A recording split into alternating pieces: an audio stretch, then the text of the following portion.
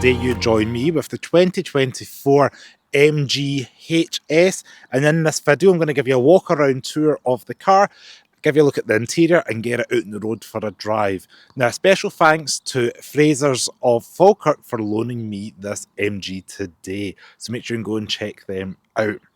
Now, let's start off with this car. This is one of the larger SUVs that currently MG offer, and it sits above the ZS. Now, this has been all new, redesigned as of this summer in 2024. It was launched at Goodwood Festival of Speed. Now, up front, you're going to notice we've got these digital matrix lights up front. Very sleek with the kind of tri-lights, and there's 3 of them individually and then one big one up front. Do have parking sensors front and rear, as well as a host of 360-degree cameras. Now, it is worth mentioning this one is a trophy model. There is a lower trim version called the SE. However, the trophy one gives you all the bells and whistles, and you're looking at about £28,000 for the petrol manual, and then a little bit more for the dual clutch automatic that we have in this car today. Now, this one's finished in a black paint with a black interior. It's doing all right. I said it wouldn't be my first choice colour, but I think it looks okay. Now, out with the slim headlights up front, we do have the proud MG badge up on the top of the bonnet here. And yeah, it's pretty centred, pretty flush. Looks quite good. We've got this grille going across. It kind of gives me vibes of the current Lexus RX a little bit, just the way it goes down. And we've got the splitter down below with your radar cruise and things down there. Now, we do have fake vents around the side, unfortunately, in this one, but it's just that SUV thing. It worked the way around the side. We do have Bridgestone tyres. That impressed me.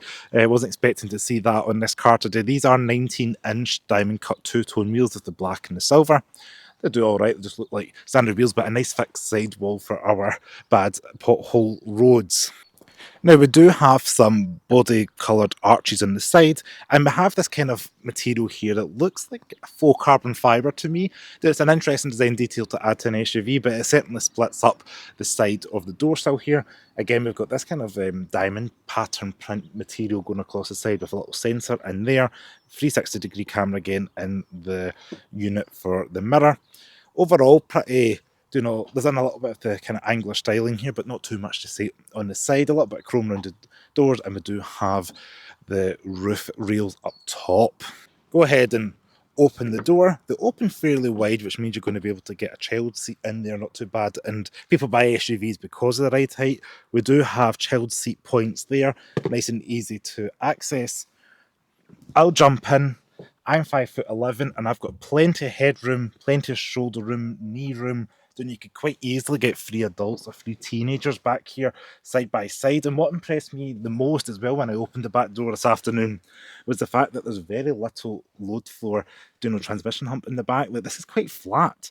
This reminds me of the Mark II Lexus RX that I used to have that had quite a flat floor. I know more and more SUVs that share like plug-in hybrid and petrol models have a high transmission hump. So hats off to the engineers who designed this car, because that is really handy having that flat, because that just means you can have 3 people side by side, no bother. We do have little mat pockets here, again lined with the fuzzy stuff in there, so it's a nice wee neat detail. Nothing's going to rattle and scratch. We do have some climate vents up here as well, and we do have USB-A chargers back here. And yeah, overall quite a nice place to be. Feels quite airy. Got a light headliner, dark seats with kind of an orangey cinnamon colour stitching, and we do have 2 cup holders back here. A little bit of black gloss plastic around the side, but not the end of the world. And the cup holders do have little rubber bits in there. We've got double stitching in the centre armrest. So overall, I think MG have done a good job back here, considering the price point of this car. Again, it is under £30,000 for this trophy model that you're seeing today. Now, the door cards back here do have this plastic up here with the stitching on top. We do have a nice silver brush material for the door handle, a physical mechanical door handle, and you can see that cinnamon coloured stitching again going across the door handle to pull that closed. We do have a electric window. This kind of crisscross pattern here just adds a bit of funky design to the material. It is rubberized, so you're able to wipe that down, sticky fingers, whatever it may be. And down here we do have a door bin. It's fairly big. You can get maybe a bottle of 500ml bottle of water, something like that in there. It's not lined with fuzzy stuff, but I guess you can just wipe that out or whatever may spill. But yeah, that's quite a decent size back there. So yeah, looks all right back here. Nice design. So as we make our way around the rear of the MG, you're going to notice straight off the bat this new rear designed taillight is a bar light, which is in trend at the moment. And I quite like how they're clear tail lights as well, which harkens back to me to remember the Lexus IS Mark 1 that had the clear hit tail lights that kind of started that off in my eyes. Yeah, I think that's quite good. We do have dual exhaust tips again with this kind of faux carbon fibre material going across the rear, and then we've got this kind of diffuser looking bit under here. This is kind of ruggedy looking plastic. Of course, parking sensors, camera, MG badge in the middle. Kind of a little spoiler here for aerodynamics, but what you want to see is the boot back here. We've got over 500 litres of boot space with the seats up, and just under 1500 litres of boot space with the seats folded. Now the seats do fold 60-40, they fold relatively flat, and as you can see, good enough height and quite a good lip there. You know, there's not too much of a load lip. Underneath, of course, not really any storage, what we see more and more these days, just a tyre repair kit, but we do have storage and cargo nets at each side of the boot, so that's just going to help you, you know, put in items you don't want to roll around, maybe a bottle of coolant or something like that you might want to carry back there. But overall, a decent size, squared off. It is all carpet lined as well, which is a premium car material. I have been in cars more expensive that do not have that material on the side of the boot, so that is nice to see on this MG. Now, this MG HS, as you can see, has a rather large boot, over 500 litres of boot space with the seats up, but with the seats folded down as shown here, with over 1400 litres, I think it's 1486 litres of boot space to be exact. They do fold 60-40. We do have this little cargo cover here that you can pull. It harder to do with one hand, but there we go. And you know, it's lined with that kind of vinyl plastic material. It's lightweight, but you can get rid of that and put it in your garage or whatever if you wanted to utilise all that space for a big European trip or something like that, or doing a dump run, whatever it may be. The car is going to be big and spacious for that. But yeah, a decent sized boot from a family friendly EV. So we've got a decent sized boot for a family friendly SUV, and of course it does have an electronic tailgate. So at a touch of a button, the tailgate's going to close.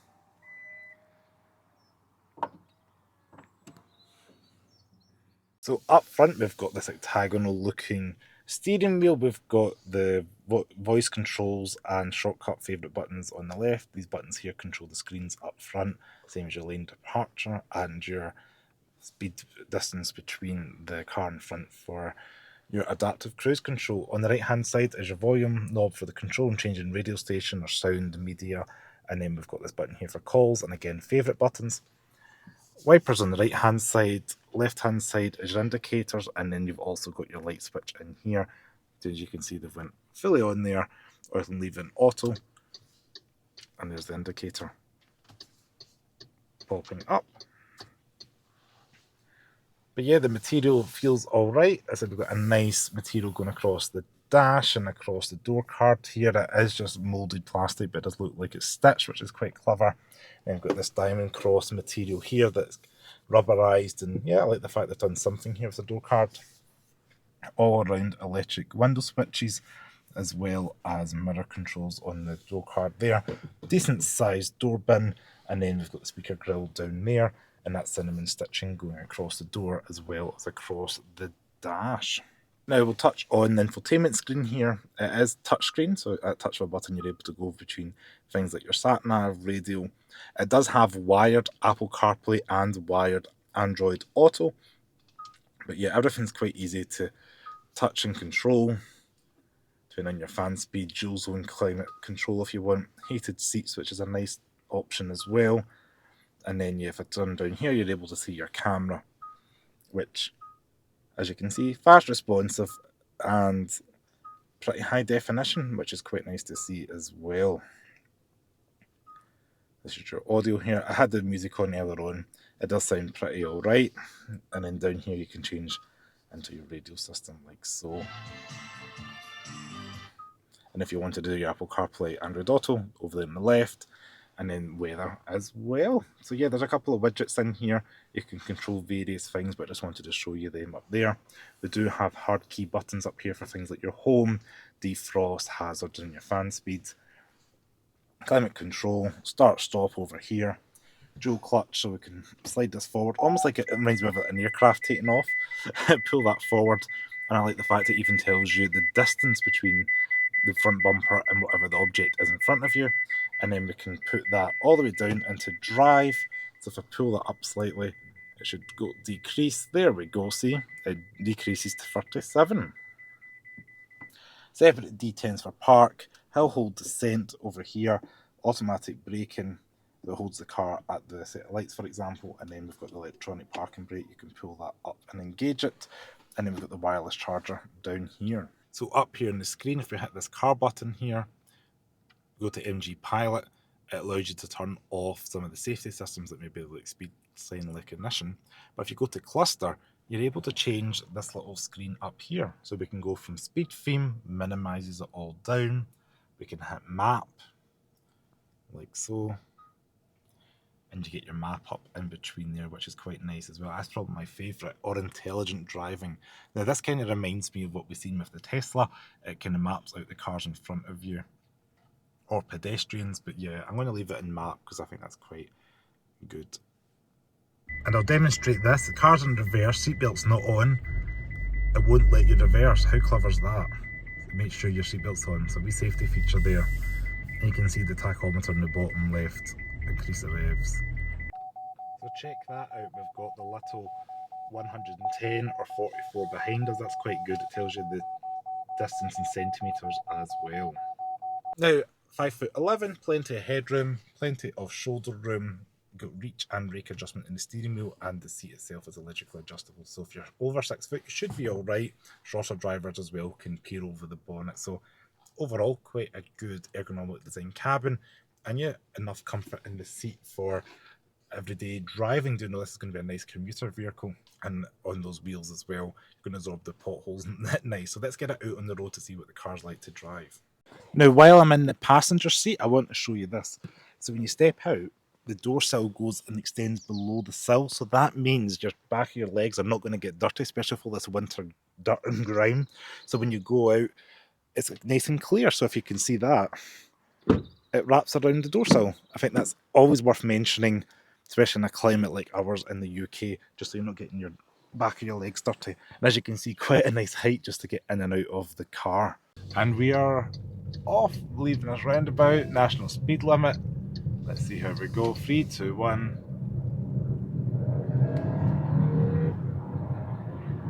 And we're off. So it definitely, you can feel the front wheels doing their bit, spinning round and for turning. But yeah, do you know what? You're not buying this for dynamic engagement. You're buying this for family practicality and what it can do. So, you know, yes, if you want an outright off-roader, this is not the car for you. But if you're wanting an on-the-road, you know, practical family car to put baby seats in, or maybe you've got a lifestyle like golf clubs or so, we're going to say boogie boards, surfboards, you want to fold the rear seats down, this is a practical car for that. And again, please bear in mind this car's under £30,000 for the top spec trophy model. There's not much you can say more than that. You get the 2 big screens, comes well equipped, and these nice toasty heated seats. And the leather on them's alright, you know, we've got a nice kind of leatherette material, but yeah, it's doing an alright job. Having these configurable screens in front of us, we do have the practicality of being able to change the screens in terms of the look, just like we've seen in the Cyberster. Now that was a good test of the brakes, so they were quite linear and progressive, which was quite nice. It wasn't too harsh or sudden. So overall, I'm quite happy with this MG HS. It's a solid car, feels alright inside, feels premium enough and well built, quality enough. It's got enough tech and gadgets to keep you happy in 2024. I like the all-round camera. The electronic tailgate in the large boot is a big plus. That flat floor in the rear means you can have teenagers back here. And there's not too many cars at this price point that it competes with. I've not driven one of those new Armada yet, so they're kind of like cash guy looking ones. I would be curious to see how they compare. But yeah, you know, for the money,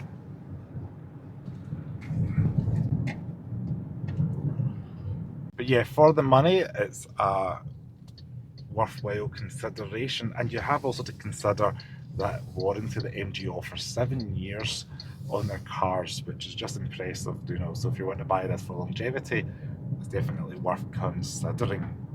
Now you're going to watch me attempt to park this car. I've got the 360 cameras. Do you know when I'm reversing now, I actually quite like you've got like a top-down view because the cameras are all stitched together, so we can even see behind us there. And they're quite high quality though, which is nice. It's not too blurry. That's making me feel like my car's from a different decade, the camera quality here. But yeah, good visibility in making parking relatively easy. So I just want to say thank you very much for watching this video on the MG HS. If you like this video, please give me a thumbs up, subscribe to the channel below, and I'll see you next video.